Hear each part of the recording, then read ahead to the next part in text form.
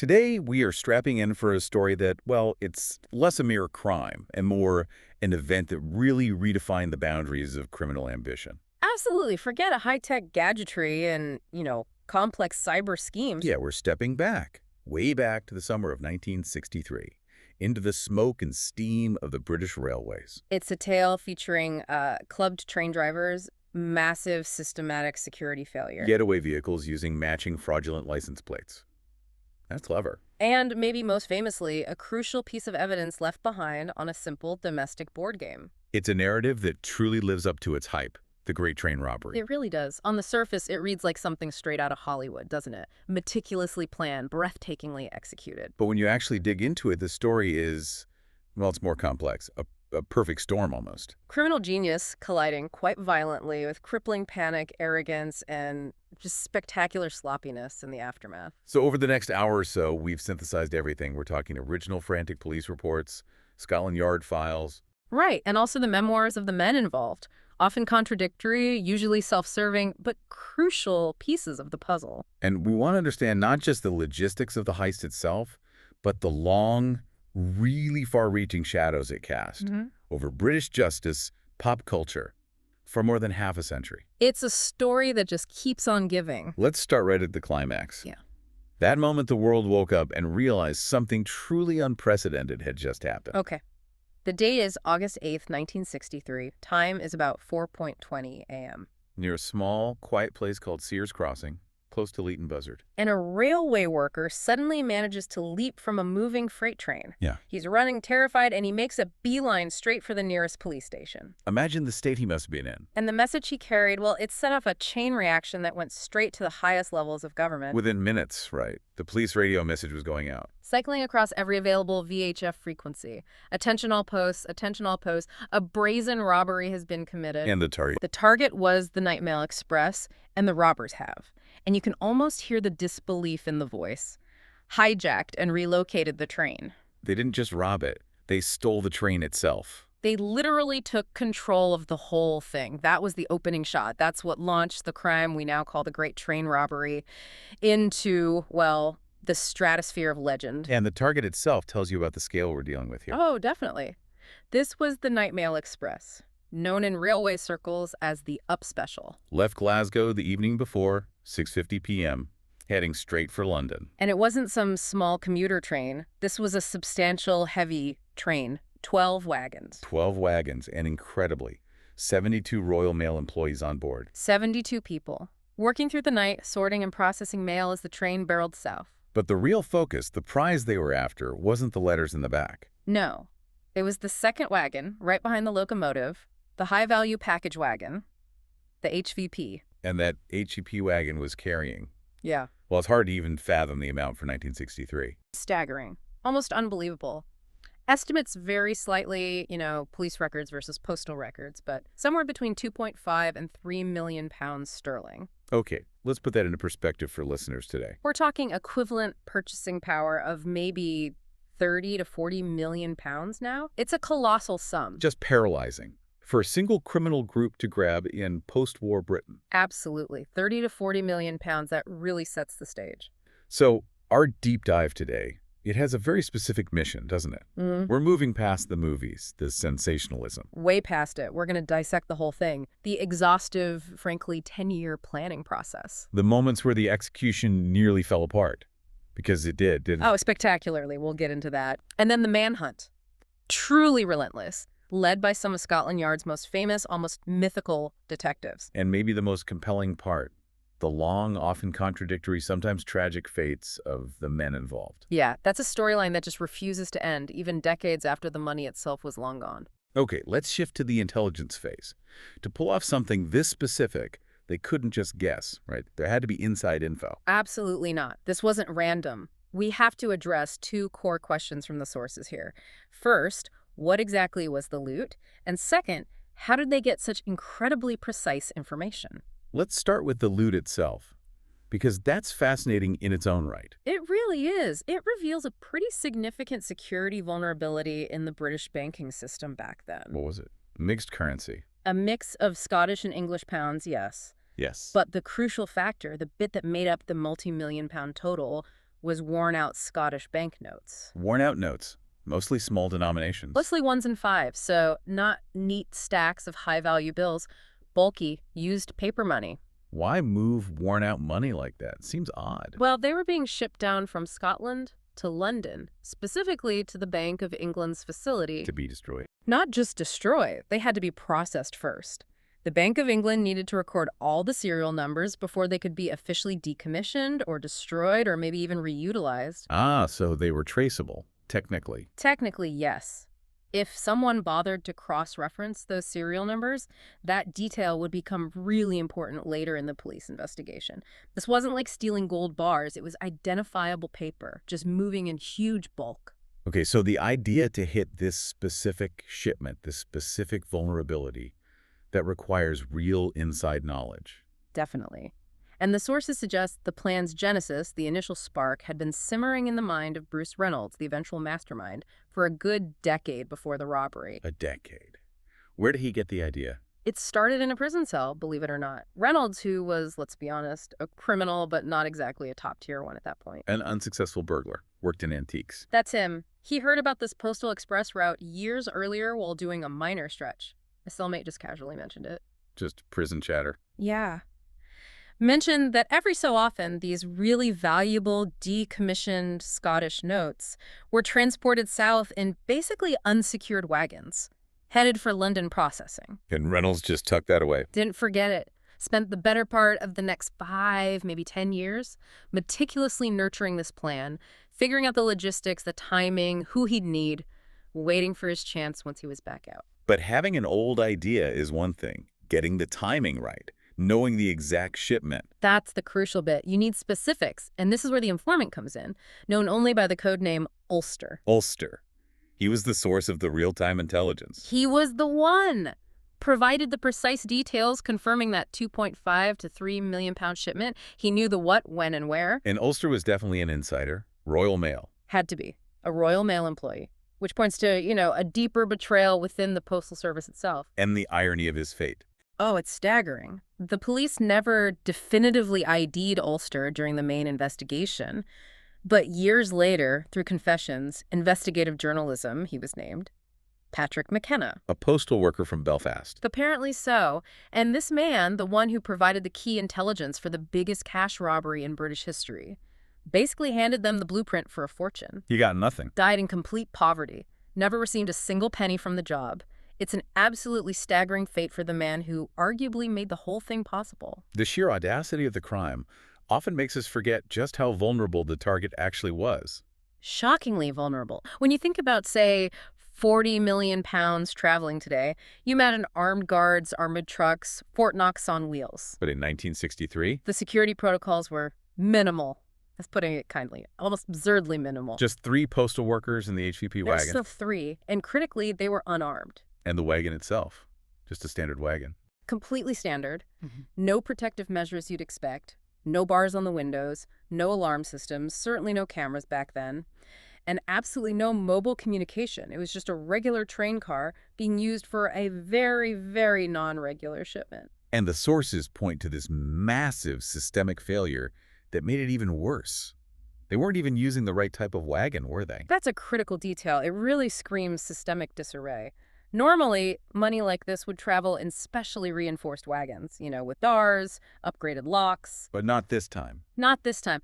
At that specific moment, those high-security wagons were apparently undergoing maintenance. So they just used a standard postal wagon instead. Exactly. A massive oversight. Almost an invitation, really. And the criminals were keenly aware of it. And we can't really talk about security failure without putting it in the context of the railway industry back then, early 60s Britain. It was not a happy place for British Rail. Far from peak efficiency. This vulnerability, it was made worse by general chaos, wasn't it? Widespread institutional turmoil, absolutely, and terrible morale. Just months before the robbery, March 63, British Rail announced the Beeching Acts. The massive cuts, station closures, layoffs. Huge cuts. Over 2,000 provincial stations closed, 68,000 employees laid off. It led to widespread strikes, poor management, deep resentment, just general disarray across the whole industry. So Reynolds and his crew weren't just exploiting the lack of guards. They were exploiting A whole system in crisis. Precisely. An environment where security protocols were likely stretched thin, maybe ignored. Workers were probably resentful, maybe even willing to look the other way, who knows. And the sheer chaos meant due diligence was likely non-existent. The industry was vulnerable. In crisis, chaos breeds opportunity, especially for organized crime. The robbers understood that in this climate, a slight shift in protocol like this secure wagons being down for maintenance probably wouldn't raise many eyebrows. It was the perfect storm, the perfect moment to strike, capitalizing on institutional weakness. Okay, this operation was clearly way too big for Bruce Reynolds on his own. It needed an army, really, specialized skills. Which brings us to the crew. Assembling this team is a fascinating study in criminal networking. It was a collaboration, right, not just one gang. A true collaboration. Reynolds knew this job needed specialists. Driving, planning, electronics, brute strength. It was beyond one group. So he merged two gangs. Essentially, yes. The crew ultimately consisted of 16 to 18 people, drawn from two major London outfits, the Southwest Gang and the South Coast Raiders. And an operation like this needs funding up front. Buying the farm, the vehicles, paying people off. Yeah. Takes cash. It does. And the initial venture capital, if you want to call it that, came from a previous job. A prior robbery. A prior successful collaboration, actually. The robbery was partially financed by money stolen in 1962. A robbery at a London airport. Heathrow. Sources suggest London Airport, likely Heathrow, yes. The same core group had successfully grabbed between 60 and 62,000 pounds there. So that was the seed money for the big one. Exactly. A true case of using the proceeds of one crime to fund the next, much bigger, mega heist. Let's talk about the specific players, because each one seems to have been brought in for a really critical, almost surgical role, starting with the ideas man, Bruce Reynolds. Reynolds was the planner, the strategist. As we said, initially not the most successful burglar, but his strength was logistics, reconnaissance. The 10 years of planning. Right. Plotting this one job, understanding the variables, getting the contacts. He wasn't the muscle. He was the CEO, if you like. Then you had Gordon Goody, often called the brain. What made him essential? Goody was seasoned, a professional thief with incredibly deep, high-level connections in the underworld. He brought credibility. And contracts. Credibility, experience, and crucially, he was a major player in that airport robbery. He was the connector, the guy who could ensure the different specialists actually turned up and worked together. Vital. Charlie Wilson, Yeah. the silent man, obsessed with cars. Absolutely. His entire focus was vehicles. Stealing them, sourcing the right trucks, the right cars, making sure they were untraceable, having backups. Essential for the getaway. Paramount. Provided the getaway itself went smoothly, which, well, we know how that turned out. Ronald Buster Edwards, he sounds like the classic Fenton networker. Edwards' backstory is great. Started small factory worker, allegedly nicking sausages, had a brief, respectable stint in the RAF, but found Civvy Street too boring. So he opened a pub. And that became his HQ. Not just for pulling pints, it was the hub for fencing stolen goods, running huge illegal betting rings, dealing in fake antiques. Gave him a massive network. Spanned London, made him invaluable for laundering money and moving people around. And here's where it gets interesting, the crossover into white-collar crime. Brian Field. Not gangster, a legal clerk. Field is fascinating. He represented that veneer of respectability, worked as a clerk at a law firm that specialized in defending criminals. And he was good at it. He defended Goody. Successfully defended Gordon Goody after the airport robbery. And there was a visible sign of his, let's say, extracurricular success. Cars. His boss drove a modest Ford. Field drove a luxury Jaguar. Pretty obvious indicator of wealth far beyond a legal clerk's salary. And the suspicion was he was doing more than just legal work. Heavily suspected, though never definitively proven in court, that he was a spotter. A spotter. Meaning? Because he dealt with wealthy clients, their legal problems. He'd learn intimate details about their homes, security weaknesses when they'd be away on holiday. And he'd feed that info back to burglars. Exactly. Ensuring a steady stream of profitable targets. It was a perfect setup. Inform on the rich, then defend the criminals who robbed them. They needed technical expertise, too, to actually stop the train. Roger Corddry. Corddry was the electronics guy, brought in specifically for his technical know-how. He was the one who devised that ingenious, yet really simple, method of stopping the train using the semaphore signal trick, a key specialist from the South Coast Raiders. Roy James, the expert driver, with a bit of a checkered past on the track. Roy James was obsessed with being a pro race car driver, but his attempts often ended in crashes. Despite that, he was known for exceptional handling, speed, indispensable skills for the high-speed escape they planned, or hoped for. Finally, the muscle. The guys needed for the heavy lifting.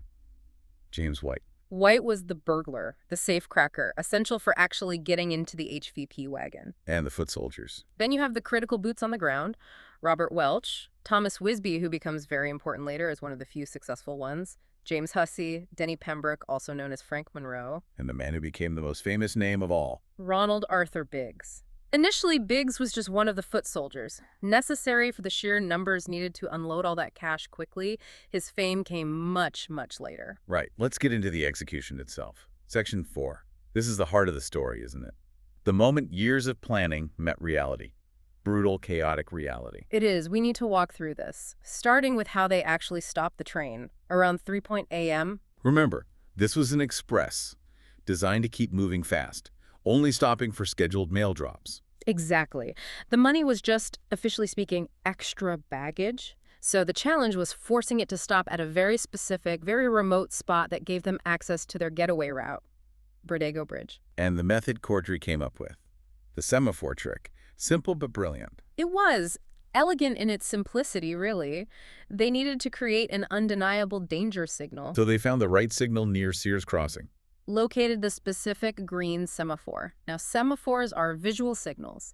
Green means clear track ahead. Red means stop, danger. What do? Physically alter it? They approached the signal mechanism itself. First, they covered the green lens, completely blocked it with a black package or bag. So no all-clear signal. Right. Then second, they rigged up their own red light, basically a lantern connected to a battery. Positioned it to look like an official emergency stop signal on the track. Clever. And the train driver, Jack Mills, saw red. And did exactly what any driver would do. He stopped the train right where they wanted him to. His assistant then got out. Standard procedure. Following protocol, yeah. The assistant machinist immediately jumped down, went to the nearby emergency line-side phone box to report the blockage. But the gang was one step ahead. They'd anticipated that. Painstakingly cut the phone wires along that stretch of track beforehand. No way to call out. So the assistant comes back to the cabin. And finds the robbers already inside. The robbers were disguised in overalls. Dark blue working overalls, yeah. Trying to blend in, look like official railway staff, maybe. The assistant was subdued quickly. But Mills, the driver, he resisted. He did. And Mills's resistance, that was the trigger for the unnecessary violence. The tragic part of the story, really. He was hit. Hit hard on the head with a club, a kosh, something heavy by one of the intruders. Rendered him immediately unconscious. That feels like a critical mistake. Panic. It was a massive blow, resulting in lifelong physical and emotional trauma for Mills. And yes, it showed that while the planning might have been professional, the immediate reaction of the crew under pressure was violent, panicked, unnecessary. Okay, so they stopped the train, subdued the crew, they're at the right spot, millions waiting, and then they hit their first massive, potentially catastrophic snag. This is where it pivots. From genius planning to almost amateur hour. They couldn't move the train. Exactly. Their chosen drop zone, Bradego Bridge, was only 800 meters away. A short shunt. They'd even brought along a specially trained driver for this exact moment, paid him for it. And he choked. He panicked completely. Turns out he only knew how to operate the older locomotives used on the Southern Line. He had zero experience with the newer model powering the Night Mail Express. You're kidding, after all that planning. It almost failed right there, years in the making, millions sitting there, clock ticking, and their getaway train essentially was stuck fast. How could Reynolds have missed that detail, the specific train model? It speaks volumes, doesn't it? Oversight.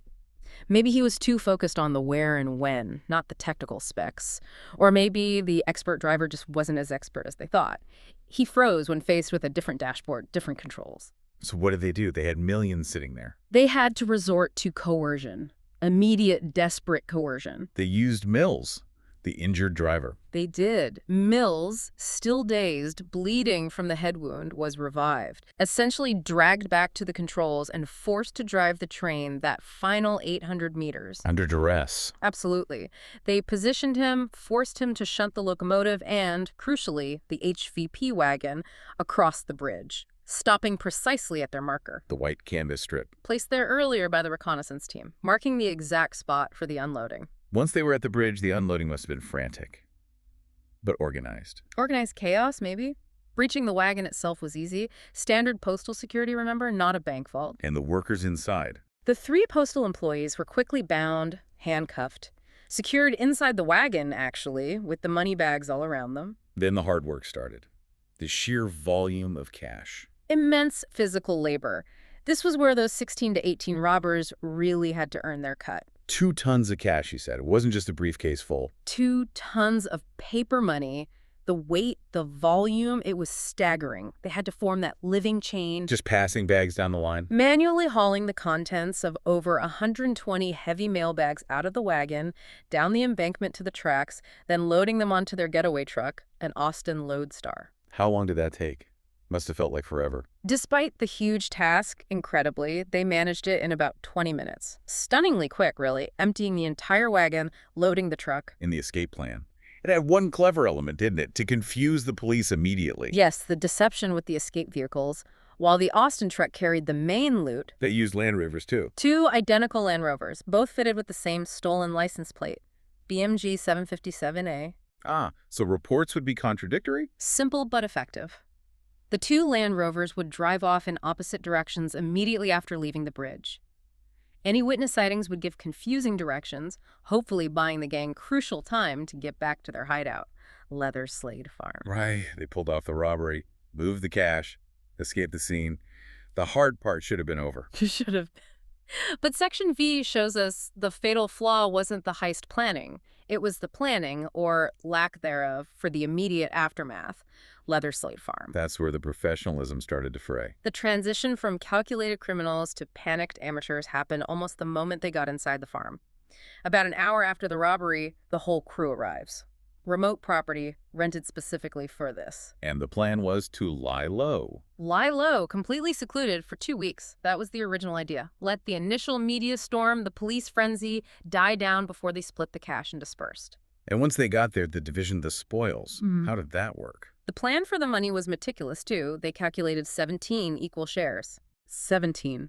I thought there were 16 to 18 robbers. 1 share was set aside for the essential associates, informants, maybe drivers who weren't part of the main crew on the bridge. So each main robber got Approximately 150,000 GBP each, which, as we said, is like 3 million modern pounds. A life-changing amount. And they had petty cash, too. Yeah, smaller caches set aside as drinking money for those who helped with logistics or scouting, but weren't right there during the robbery itself. The panic started almost right away, didn't it? When they tuned into the police radio. That was their undoing. Pure hubris, really. They had a radio tuned to the police frequency, listening in, probably expecting to hear chaos and confusion. But they heard something specific. They heard detectives interviewing the postal workers they tied up. And critically, the workers remembered the robbers telling them not to move or call for help for 30 minutes. And the police deduced. Basic, solid detective work. The robbers must be hiding out somewhere within a 30-minute driving radius of the crime scene. Suddenly, that remote farm wasn't so remote. Exactly. A 30-minute drive drastically shrinks the search area, intensifies the dragnet immediately. And the gang heard this, live on the radio. The realization hit them like a ton of bricks. Their safe 2-week hideout was now a potential death trap. Hearing the police narrowing the search area, they panicked. Completely. Scrapped the 2-week plan. Totally scrapped it. Decided to clear out after just 2 days. A frantic weekend hiding out, then scatter, leaving behind in their haste a mountain of evidence. And the farm wasn't discovered by some crack detective squad. No, that's the beautiful irony. It underscores the clash between the city criminals and the, watchful rural community. Who found it? 5 days after the robbery, the police were tipped off by a local shepherd. Just a guy doing his job. He reported seeing suspicious workers hanging around, heard the rumors about the huge robbery. Put 2 and 2 together. Exactly. When the police arrived, the place was an absolute goldmine. They found the Austin Lodestar truck, hastily repainted yellow, and badly. The Land Rovers. Both Land Rovers, with those matching fake plates, huge supplies of food, meant for the 2-week stay, and crucial clues. The fingerprints. After all that planning, they messed up basic crime scene hygiene. Stunningly sloppy. They tried to wipe the place down, but they missed key spots. Fingerprints were found on a ketchup bottle, proving they'd eaten there. And the Monopoly game. That's the iconic one. Most infamously, yes. Prints recovered from a Monopoly game board. Hang on, they'd just stolen the equivalent of 40 million quid and they sat down to play Monopoly. Apparently so. And in this bizarre display of victory, maybe arrogance, they were using the real money, their freshly stolen loot, as the Monopoly money. That's almost childish. It's incredible, an act of mockery that provided the police with perhaps the single most crucial piece of forensic evidence linking individuals directly to the scene and the cash. So the discovery of the farm proved their biggest mistake. Absolutely. They were city boys, totally unfamiliar with the countryside, where neighbors notice everything, where strangers stand out, and where, in their panic, they left a trail a mile wide. Okay, so a spectacular robbery followed by utter chaos at the hideout. The investigation must have ramped up instantly, Scotland Yard getting involved. Oh, immediately. The Yeah. local police were just swamped. The scale, the amount of money. Scotland Yard took over, declaring it a matter of state importance. And they formed a special squad. Detectives George Hathrell and Eric Millen formed the Flying Squad Task Force, dedicated solely to this case. Their focus went straight to the London criminal underworld, where the roots of this clearly lay. They sealed the borders, airports, ports. But the reward offered initially was tiny, wasn't it? Almost insulting. Just £10,000 offered for information leading to arrests, compared to the $2.5 million stolen. Laughable. So informants weren't exactly queuing up. Not initially. The investigation stalled for about a week. Then Scotland Yard made a critical move. They brought in Detective Tommy Butler. Tommy Butler. Nicknames One Day Tommy, the Gray Fox. This guy was a legend, right? Even among detectives, yeah. The quintessential relentless copper. One day, Tommy, because he had this reputation for solving crimes incredibly quickly, often within 48 hours. And his style. He drove his team with an almost frightening intensity. The sources mention Flying Squad members actually filing complaints about the conditions, no breaks, no lunch. Butler was obsessed. He saw this not just as a robbery, but as an affront to the nation. He wouldn't rest. The breakthrough didn't come from forensics initially, though. It came from informants. The old-fashioned way. Detective Millen, the younger squad member, used his network, visited a gentleman's club, met an influential lawyer, possibly connected to Brian Field's firm, And struck a deal. offered a deal. Information on potential suspects in exchange for helping one of the lawyer's clients with a minor charge. A pardon. And that led to the list. That handshake deal led directly to a list of 18 potential suspects, the core of the gang. But Butler, despite his drive, disagreed strongly about publishing that list, didn't he? Vehemently against it. He argued, probably rightly, that plastering their photos in the papers would just drive them underground, deeper into hiding, make catching them physically much harder. He wanted to use the list quietly. Stakeouts. Exactly. But police leadership, under immense political pressure to show results, overruled him. The photos went out. And the suspects scattered. Like mice. Across the country, and crucially, some started heading overseas, just as Butler predicted. So the manhunt proper begins. Who gave the tip that led to the very first arrest? Breaking that wall. It came down to everyday vigilance, a pensioner, Ethel Clark. She rented out a garage in Murdo Down. And she noticed something suspicious. Reported two men, Roger Corddry, the electronics guy, and his friend Bill Bowl. They'd paid her rent in cash. Thick wads of brand new 50-pound notes. Which, given the news, raised red flags. Big time. She immediately connected the unusual patch payment to the stolen millions, called the police. Led them straight to Corddry, the man who rigged the signal. He was the first member caught. Police arrested him and Bowl in their furnished rooms. And in a moment of pure criminal farce, Corddry was caught trying to hide the key to his apartment where a huge chunk of the loot was stashed, well, let's just say somewhere personal and uncomfortable. Oh dear, did they find the money? They did. Recovered 141,000 pounds from his possession, a massive haul, and a huge psychological win for Scotland Yard early on. The second major break sounds like pure chance, connecting back to Brian Field, the lawyer's clerk. Total fluke, almost. Two people out for a walk found abandoned luggage in the woods near Dorking, a travel bag, and a very distinctive large camel leather bag. And being good citizens. Turned them straight over to the police. Inside, another staggering amount, 100,000 pounds. Wow. And the clue? Critically, inside one of the bags, a receipt from the Zonini Bioeli Hotel in the Bavarian Alps, made out to Mr. and Mrs. Field. The silver thread. Straight back to the respectable clerk. Brian Field was immediately under investigation, along with his relative, Leonard Field, who'd actually bought Leatherslade Farm for the gang. Did Brian Field confess? No, he frantically claimed he was on holiday somewhere else. The bag wasn't his. But the receipt, the location the bag was found near where he lived, it was pretty overwhelming. So once those first two dominoes fell, Corddry and Field implicated, the arrests started coming thick and fast. The dragnet tightened incredibly quickly. By mid-September, barely a month after the robbery, they were pulling them in. Who got caught then? Roy James, the driver. Ronald Arthur Biggs, still just a secondary player in the public eye at this point. John Daly. Jim Hussey. So the bulk of the crew was behind bars relatively quickly. The vast majority, yes.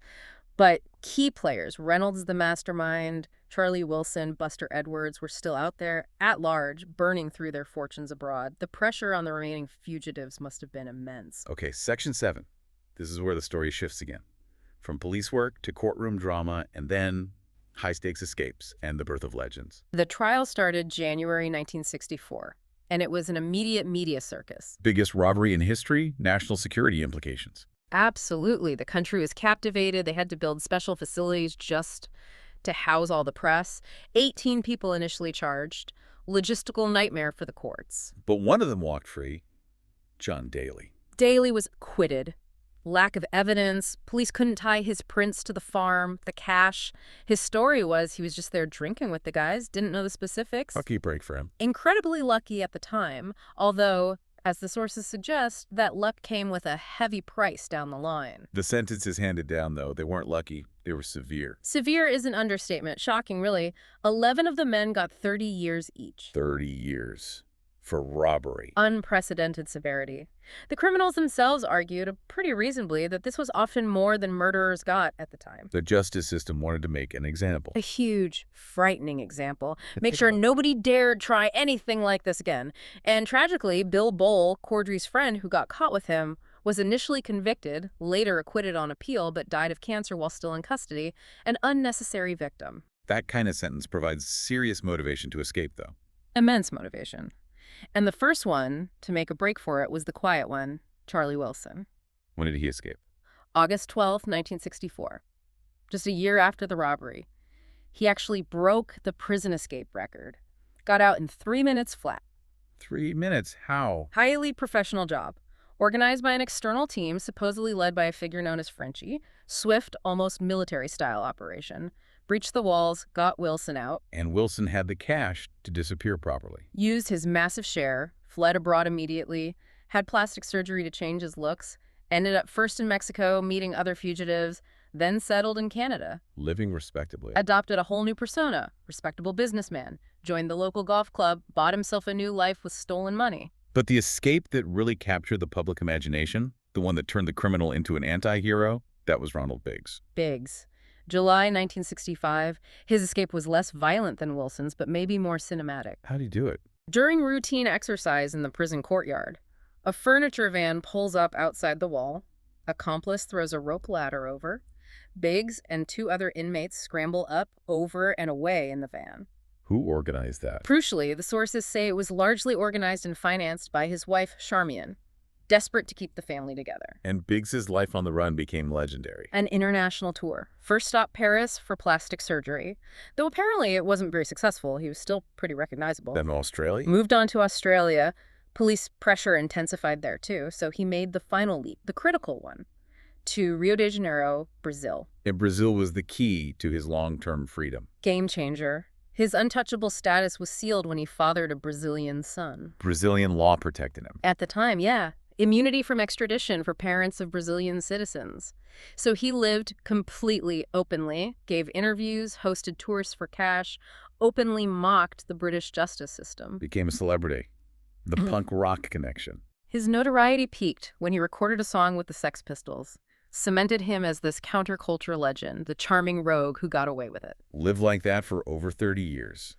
Then, completely out of the blue, he decided to come back. It's an incredible final chapter. 2001, he's 71 years old, suffered a couple of debilitating strokes, contacts the Sun newspaper, arranges his own surrender. Why? What reason did he give? His stated reason, simply that he wanted to return to England to have a pint of bitter in a Margate pub before he died. And he was arrested. Immediately upon landing, re-imprisoned. Served until 2009, released at age 80 on compassionate grounds due to his health.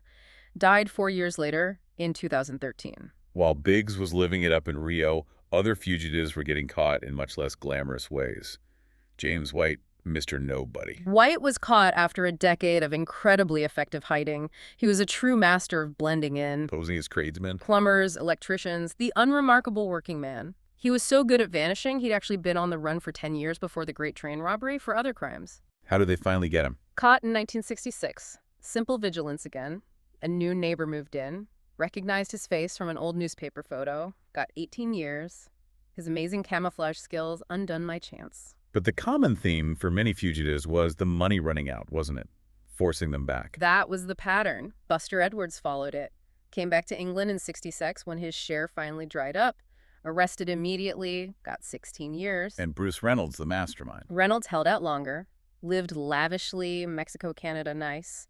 But he came back in 1968 for the same reasons. Money gone, tired of running. He actually confessed later to feeling relieved when he was finally caught. The constant stress was over. Even Charlie Wilson, the one with the new life in Canada. Tommy Butler's team caught up with him too. They did. Police exploited the classic fugitive weakness, family ties. Tracked Wilson's brother-in-law visiting him in Canada in 1968. Arrested and deported. Back to the UK. And what's really poignant there is his local Canadian community, the golf club members, neighbors, wrote petitions, praised him and his family as great neighbors involved in charity, begged the authorities to let his wife and kids stay after he was deported. Okay, let's move to the final section, 8th. The long aftermath. The price paid, long after the headlines faded. Starting with the detective, Tommy Butler. Butler remained utterly consumed by the case, especially the escaped fugitives like Biggs. He actually delayed his retirement until 1969, still trying to catch them all. And the connection with Biggs persisted even after Butler's death. It's strange, almost poetic. Biggs released his highly publicized memoir, Defiant, detailing his life on the run the very day after Tommy Butler died in 1970. Biggs's final, maybe posthumous jab at the man who hunted him for so long. Looking at the core members who served their time, their fates after prison were rarely straightforward, often tragic. Brian Field, the clerk. Field got out relatively early, served only 4 years, changed his name to Brian Calton, moved to Wales, tried to start over. Still clearly had money, though. How do we know? He died in 1979, instantly killed in a high-speed car crash driving his Porsche. His young second wife died with him, apparently. She had no idea about his past. Owning a Porsche back then definitely suggests he kept a fair chunk of the loot.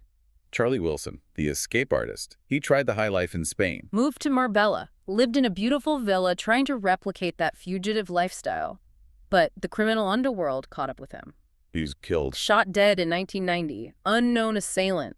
Sources heavily suggest he'd gotten involved in drug trafficking or fraud in Spain, killed by associates over a dispute, couldn't escape his past. And Buster Edwards.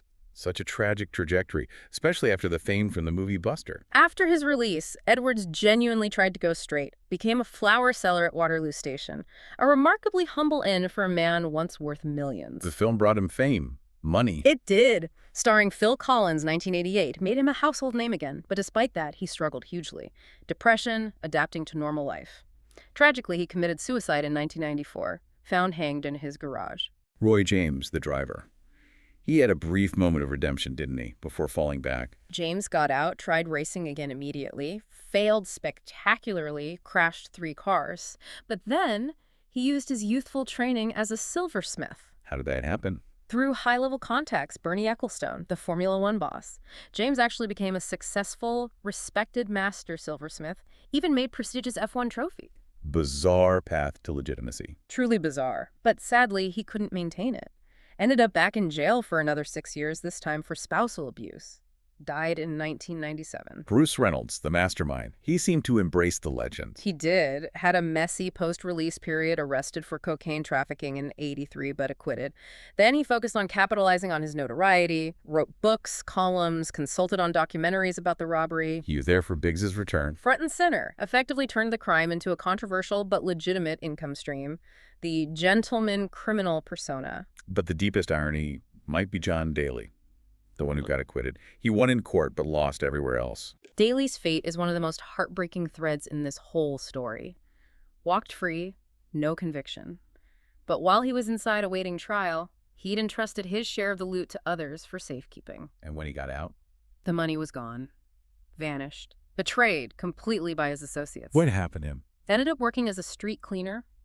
Known locally for his quiet dignity, nicknamed Gentleman John. lived in poverty, never gave interviews, terrified the police would find something new, try him again. That fear haunted him till he died. Amidst all the tragedy and failure, a few of them were actually remarkably successful at keeping and growing their fortunes, laundering the money effectively. Thomas Wisby is often cited as the big success story. He hid his share well. Crucially, his brothers invested it for him, wisely, mainly in property across South London. This is before strict anti-money laundering laws. Exactly. Much easier back then. Wisby lived comfortably for the rest of his life, owned a luxurious home, proved that quiet, organized investment was the key. Gordon Goody, the brain, also did okay. Goody invested smartly, too. Used underground bookmakers, kept it out of the official system. After his release, he moved to southern Spain, bought properties, owned a bar, lived well, far from British justice, until he died in 2016. And then there are the ones who were never even caught or never prosecuted for it, the real winners. Henry Thomas Smith. He was on the original suspect list but never charged. Considered the ultimate quiet success. Used his share to buy 28 properties, pubs, hotels in Portsmouth. Never touched by the police regarding the funds. Lived comfortably till his death in 2008. Proved hiding it in bricks and mortar was the way. And the controversial deal involving Denny Pembroke, a.k.a. Frank Monroe. Pembroke was one who fled after the farm panic. When he was eventually caught, despite maybe weak fingerprint evidence, he was pressured heavily. Years later, his son confirmed Pembroke struck a deal with Scotland Yard. A deal to return money. Returned £47,000. Dropped off in cash in a London phone booth. Highly controversial. Seen by some as police prioritizing cash recovery over full justice. And we have to mention Stan Agate, the poor guy they brought as a relief driver who couldn't drive the train. Agate's story is just sad. Forgotten by the gang, ignored by the police. But his life was ruined by fear. Never prosecuted, but lived terrified for decades, expecting a knock on the door from the police or worse, from the gang wanting to silence him. His wife burned his clothes. Immediately when he got home. To destroy any link, he never got the £12,000 drinking money he was promised, carried the burden of involvement, but got none of the fame or fortune, only fear. Which brings us to the final, huge, enduring question, Section 9X. Where did all the money go? The legend persists partly because most of it just vanished. Into the British landscape, effectively. The official stolen sum was huge, 2.6 million pounds. And the key takeaway is, despite the massive police effort, despite catching almost everyone, a staggering amount was never recovered. What was the official recovery total? Seems tiny. Less than 400,000 GBP, if you add it up.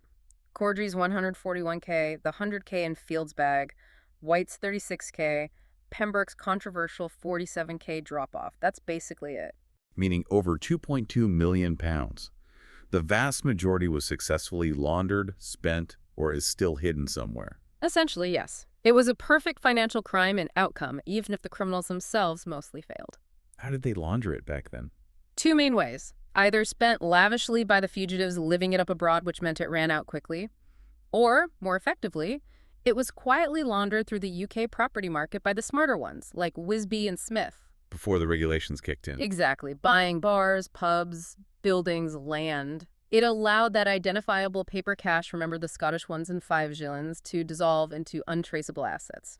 The missing money is literally part of the UK's infrastructure now, hidden in plain sight. And it's worth remembering, this kind of audacious train robbery wasn't entirely unprecedented in Britain. No, if you look back further, the 1855 Great Bold Robbery has echoes. Similar spirit of adventure, intricate planning. Thieves managed to swap gold bars for lead shot on a train heading to Paris. Solved only by confession years later. Right. It confirms this idea of large-scale railway theft. Valuing logistics and sheer nerve has deep roots in English criminal history. Finally, the most unexpected legacy. Yeah. A pop culture connection that's globally famous, even if people don't know the link. This brings us right back to Bruce Reynolds, the mastermind. His son, Nick Reynolds, grew up in the shadow of all this, the luxury, the running, the notoriety. And Nick Reynolds became a musician. Member of the band Alabama 3. And Alabama 3 wrote the song Woke Up This Morning, Which is, of course, the iconic theme tune for HBO's The Sopranos. wow. That's an incredible link. Spanning decades, continents, connecting this ultimate British crime legend, cash, panic, betrayal, to one of the greatest American crime dramas ever, shows how the myth of the Great Train Robbery endures whatever happened to the actual men. So what's the final takeaway here? The Great Train Robbery was such a paradox. Meticulously planned in part surveillance, timing, that semaphore trick was pure genius. But the immediate aftermath, The getaway phase was just a catastrophic mess of amateurism. Stop the train perfectly, forget the driver can't drive it, secure a hideout, leave prints on a ketchup bottle and a Monopoly board. It was a classic cocktail.